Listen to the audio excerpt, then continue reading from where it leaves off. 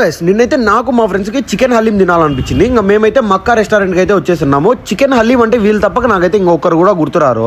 మక్కా restaurant వాళ్ళు అయితే 3 years పైన నుంచి అయితే వీళ్ళు చికెన్ హలీం అయితే సర్వ్ చేస్తారు మన కడపలో అయితే. ఈ ఇయర్ అయితే స్పెషల్ గా చికెన్ 65 హలీం తో స్పెషల్ గా వచ్చినారు వీళ్ళైతే.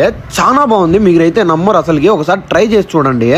చికెన్ హలీం విత్ చికెన్ 65 అయితే వీళ్ళు ఇస్తున్నారు. మీరు ఒక్కసారి తిని చూడండి. ఒక పీస్ ప్లస్ హలీం నోట్లో పెట్టుకుంటే మామూలుగా లేదు టేస్ట్ అయితే. నాకైతే ఈ సీజన్ లో రెండో హలీము ఇదైతే.